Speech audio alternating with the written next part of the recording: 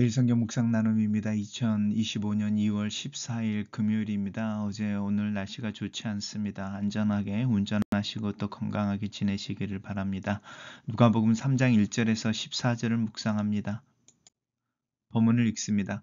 디베르 황제가 통치한 지 15해 곧 본디오 빌라도가 유대의 총독으로 헤롯이 갈릴리 분봉왕으로 그 동생 빌립이 이두레와 드랏고니 지방의 분봉왕으로 루사니아가 아빌레네의 분봉왕으로 안나스와 가야바가 대제사장으로 있을 때에 하나님의 말씀이 빈 들에서 사가랴의 아들 요한에게 임한지라. 요한이 요단강 북은 각처에 와서 죄 사함을 받게 하는 회개의 세례를 전파하니 선지자 이사야의 책에 쓴 바 광야에 외치는 자의 소리가 있어 너희는 주의 길을 준비하라. 그의 오실 길을 곧게 하라. 모든 골짜기가 메워지고 모든 산과 낮은 산이 낮아지고 굽은 것이 곧아지고 험한 길이 평탄하여질 것이요 모든 육체가 하나님의 구원하심을 보리라 함과 같으리라. 요한이 세례를 받으러 나오는 무리에게 이르되 독사의 자식들아 누가 너희에게 일러 장차 올 진노를 피하라 하더냐.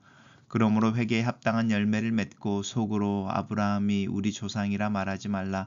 내가 너희에게 이르노니 하나님이 능히 이 돌들로도 아브라함의 자손이 되게 하시리라.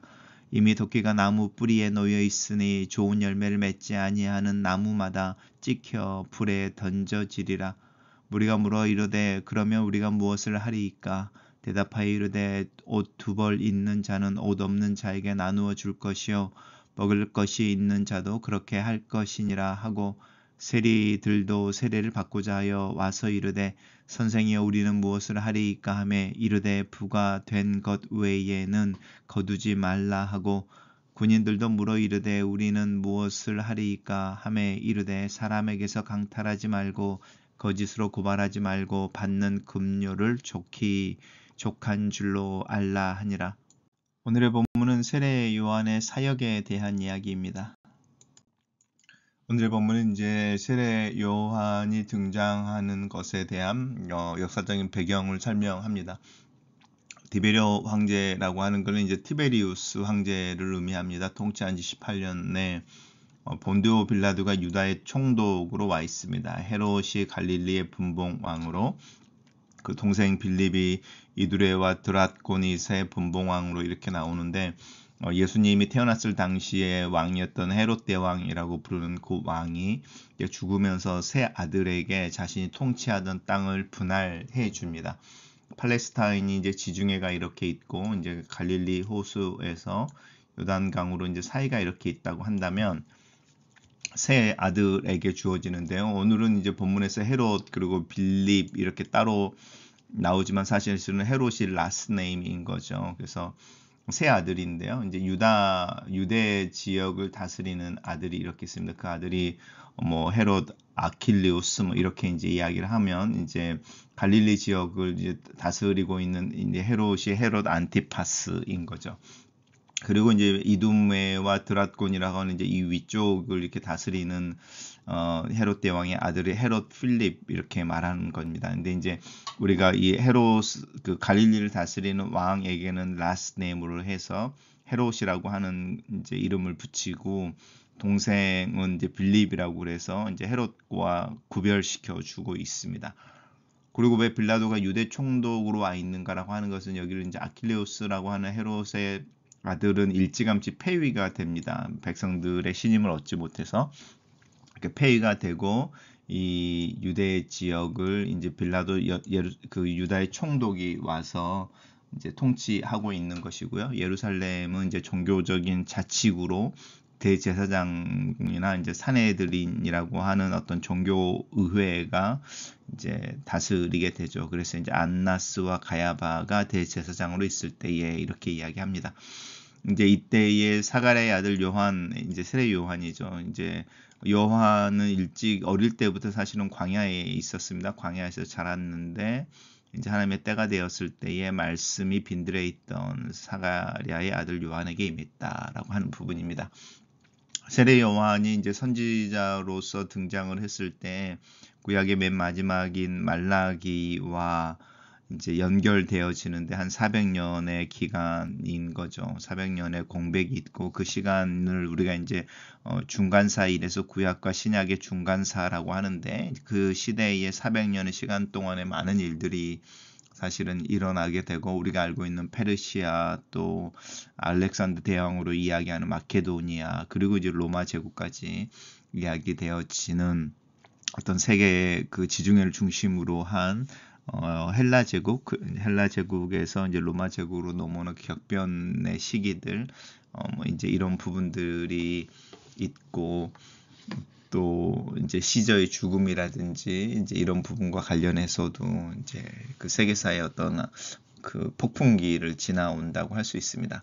어쨌든 이제 세례 요한이 때가 되었을 때 하나님의 말씀이 세례 요한에게 임하고 세례 요한이 사역을 하는데 모든 복음서들이 세례 요한의 사역을 죄사함을 받게 하는 회개의 세례를 베풀었다. 세례를 베푼 걸로 이야기를 합니다.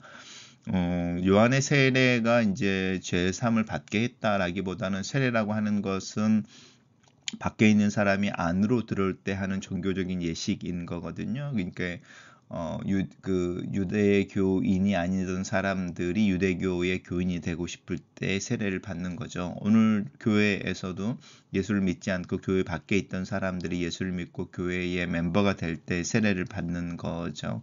그런 것처럼 무슨 말이냐면 요한은 지금 이스라엘 백성들을 하나님 나라 밖에 세워놓고 있는 겁니다. 너희들이 아브라함 자손이라고 혈통으로 너희들이 하나님의 언약 또 하나님의 나라 안에 있다고 생각하지 마. 너희들은 다 하나님의 그 약속을 너희들이 주장하거나 자격이 있다고 또 너희들 안에 그런 어떤 디저브하다고 주장할 수 있는 그런 권세 아니면 그런 자격이 없고 너희들은 이방인과 동일하게 하나님 나라 밖에 있는 사람들이야. 그리고 하나님 나라가 이제 오는데 그 나라에 들어오려면 이 세례라는 행위를 통해서 이제 재입국을 해야 된다. 이제 입국을 해야 돼. 이제 이런 메시지를 하는 거죠. 그리고 그 회개라고 하는 부분은 이제 구체적으로 단순히 세례를 받는 것의 문제가 아니고 이제 합당한 열매라고 하는 부분인 거죠. 그리고 속으로 하나님 앞에서 자격됨을 이야기하지 말고 철저하게 은혜를 의지해서 이제 이렇게 메시지가 전파가 되어지는 겁니다. 세례 요한의 메시지는 이제 이사야서와 관련되어져 있는데요. 그래서 우리가 세례 요한을 광야에서 외치는 자의 소리 이렇게 말하는 거죠. 세례 요한의 메시지는 주의 길을 예비하라, 그러니까 회개하라, 천국이 가까웠다라는 메시지를 누가복음에서 풀고 있는 거죠. 주님이 곧 오실 테니 그 길을 곧게 해라 라고 하는 부분이고요. 모든 육체가 하나님의 구원을 보리라 함과 같다. 특별히 누가복음이 예루살렘이 아니라 유대인들이 아니라 로마에 있는 이방인 그리스도인들에게 쓰여졌다라고 생각할 때 이 모든 육체가 하나님의 구원을 보리라 라고 하는 부분이 특별한 메시지를 가지게 되는 거죠. 그리고 이제 세례 요한이 자기에게 세례 받으러 오는 사람들에게 이제 회개를 요청하면서 이제 독사의 자식들아 이렇게 부르면서 이제 구체적으로 세례를 받는 것뿐만 아니라 행동의 변화가 있어야 된다. 이걸 강조합니다. 근데 이제 무리가 이르러라고 할 때 이제 두 벌이 있는 자는 옷 없는 자에게 나눠줘라. 우리가 이걸 이제 이퀄티라고 말하는 건데요. 이퀄러티는 아니죠. 우리가 우리 주변에 필요가 있는 사람들, 도움이 있는 사람들, 어떤 니드를 가지고 있는 사람들을 도울 수 있을 때, 아니면 어떤 형태로든 간에 그들에게 너희들의 은혜를 베풀어야 하고 나눠야 한다. 이제 이런 이야기이고, 이 부분이 하나님이 이야기하시는 어떤 공의, 정의라고 하는 것의 실천의 코어에 있다고 할 수 있습니다. 그리고 이제 이것이 그러면 세리들에게는 어떻게, 그리고 군인들에게는 어떻게 적용되어져야 하는가라고 할 때, 이제 세리들에게는 부과된 것 외에는 거두지 말아라라고 이야기하고, 군인들에게는 받은 급료를 이렇게 족한 줄 여기고 너희들의 권세를 아니면 힘을 가지고 사람들로 하여금 강탈하거나 또 이렇게 협박하거나 또 이익을 착취해서는 안 된다. 이제 이렇게 이야기하고 있습니다. 단락을 요약해 보겠습니다. 광야에서 사역을 준비하던 요한이 드디어 이스라엘 앞에 등장하여 하나님의 말씀을 전파하고 그에게 세례받기 위해 나오는 자들에게 회개의 열매를 맺을 것을 요구한다. 이렇게 정리했습니다.